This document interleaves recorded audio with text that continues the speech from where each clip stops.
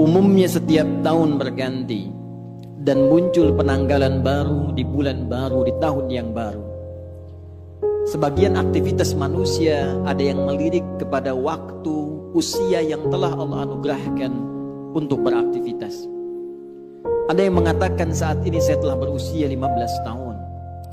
Ada yang mengatakan saat ini saya berusia 20 tahun, 30 tahun, 40 tahun. Bahkan ada yang melebihi dari usia Nabi sallallahu alaihi wasallam saat diwafatkan Allah, kurang lebih 63 tahun. Apakah 70 tahun, 80 tahun, ataukah lebih daripada itu?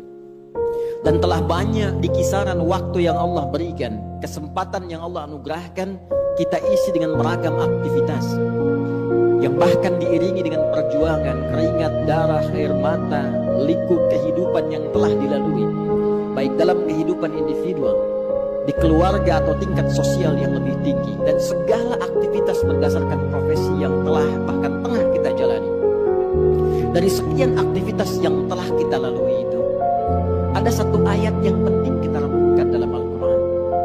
Dan ayat ini secara tajam disampaikan Allah tanpa banyak pembukaan, tanpa banyak iringan yang dalam bahasa manusia mungkin diawali dengan pengantar dan mukaddimah, tapi langsung ditujukan menghujam pada pertanyaan dasar yang dimintakan untuk diresapkan pada setiap jiwa-jiwa manusia, khususnya hamba-hamba Allah yang beriman, dari setiap pergantian waktu yang telah kita lalui dengan pembuka dan informasi yang telah tadi kami sampaikan. Quran surah ke-59 Al-Hasyr di ayat yang ke-18. Allah Subhanahu wa taala berfirman, "Ya ayyuhalladzina amanu taqullaha wal tanzur nafsum ma qaddamat lighad wattaqullaha innallaha khabirum bima ta'malun."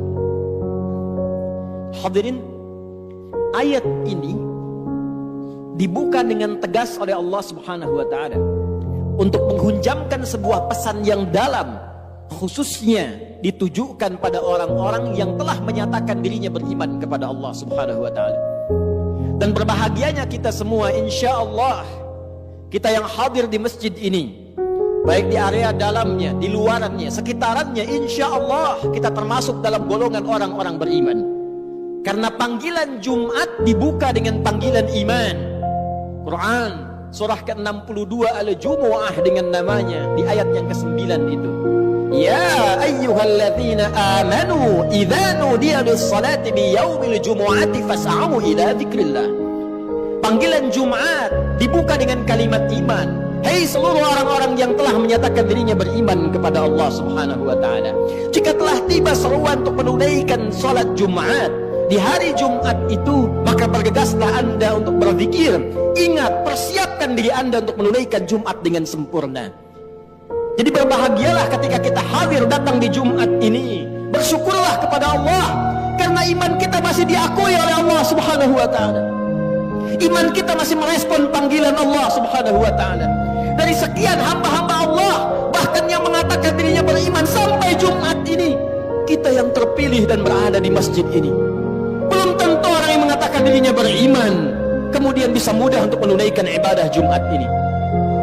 Tapi dari syukur yang kita dapatkan ini, hadirin sekalian, kembali kita dipanggil, disentuh dengan iman kita ini dalam ayat yang tegas Allah sampaikan di Quran surah ke-59 ayat 18 ini. Ya ayyuhalladzina amanu.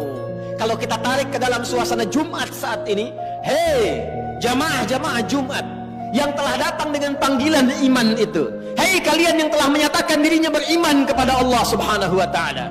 Bahkan dibuka dengan huruf ya, disebutkan 360 kali dalam Al-Quran. Huruf ya, harfun nida, itu digunakan untuk memanggil seluruh jarak yang ada. Nidaul qarib, nidaul mutawassit, nidaul ba'id. Ada 14 huruf nida dalam bahasa Arab.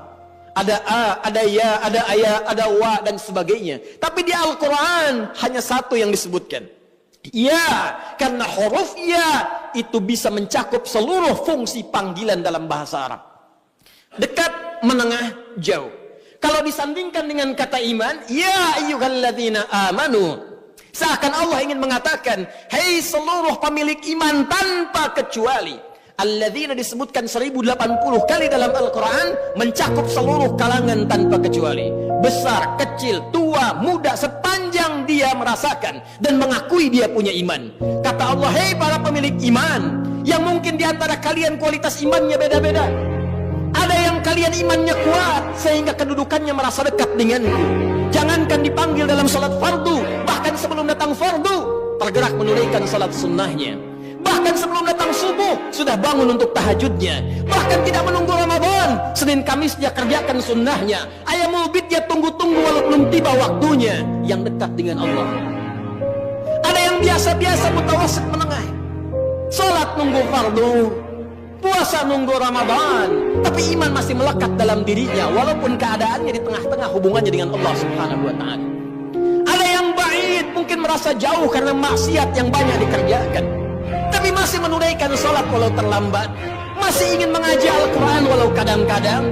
Demi Allah saya katakan, sifat Rahman Allah menjadikan baik yang imannya kuat, menengah ataupun jauh disamakan oleh Allah Subhanahu wa taala dengan panggilan ini. Seakan Allah ingin mengatakan, saya tidak peduli sepanjang kalian masih ada iman dalam jiwamu dan datang memenuhi panggilanku, maka aku akan jadikan yang jauh aku dekatkan, yang menengah aku lekatkan, dan yang dekat aku semakin berikan kedudukan di sisiku.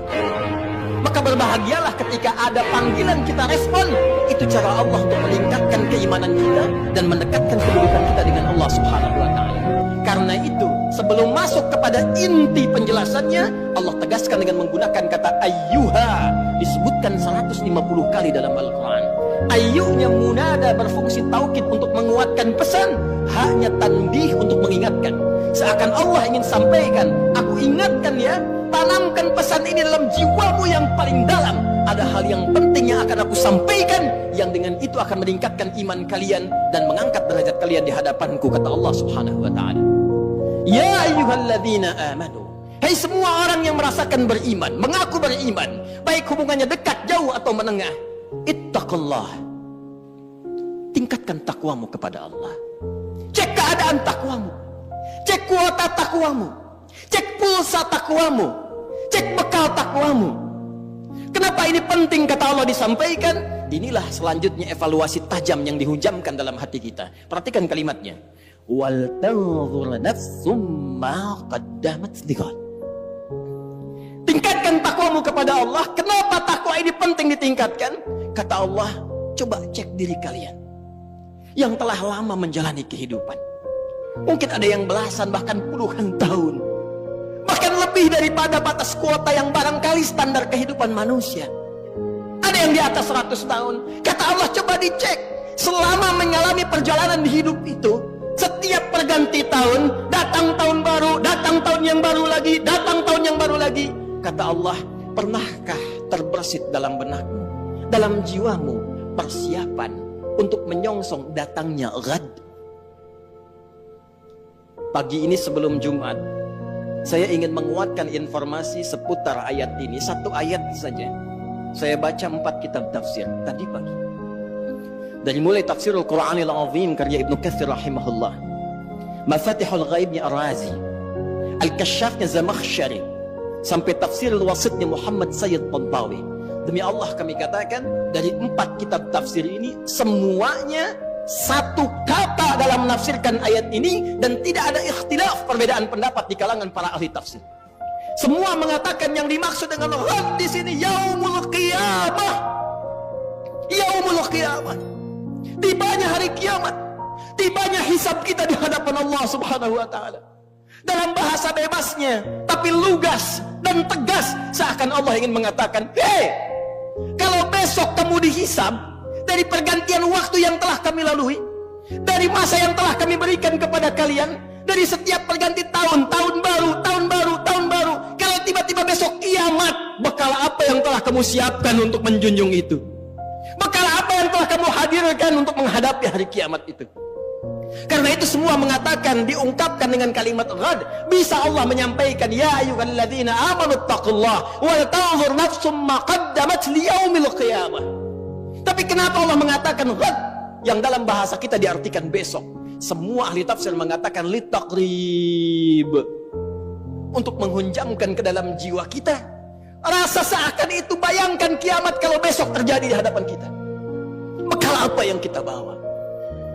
Duhai Anda yang hadir di Jumat ini, yang telah menghasilkan dan mengumpulkan dari sekian banyak waktu yang Allah berikan kepada Anda, ragam harta benda yang sudah Anda koleksi, rumah yang luas, kendaraan yang begitu membentang dengan ragam yang sangat luar biasa, pakaian yang bagus-bagus, perhiasan yang melekat di tubuh. Demi Allah saya katakan, kalau Anda wafat di hari ini, bagaimana hisab Anda di hadapan Allah Subhanahu wa taala?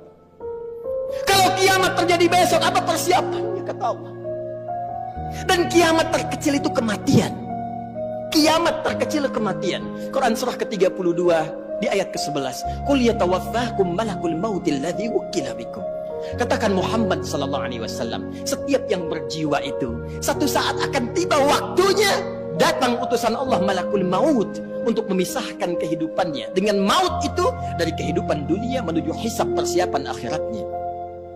Dan semua ulama sepakat kiamat terkecil. Kiamat kecil itu ya kematian. Jadi kalau kita kembalikan pada diri kita, para ulama selalu mengajak kita untuk bermuhasabah. Jangankan datang tahun baru, ganti tahun lagi, ganti hari lagi, setiap hari. Ayat ini mengatakan, kalau Anda wafat besok, persiapannya apa? Bahkan kalau kita diwafatkan hari ini, apa persiapan hisab kita di hadapan Allah Subhanahu wa taala?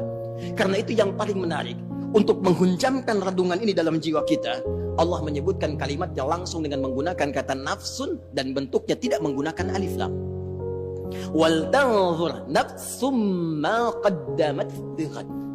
Kalimat nafsunnya tidak menggunakan alif lam, nakirah. Kata para ulama tafsir, kalimatnya tidak menggunakan alif lam untuk memberikan kesan dan pesan kepada kita.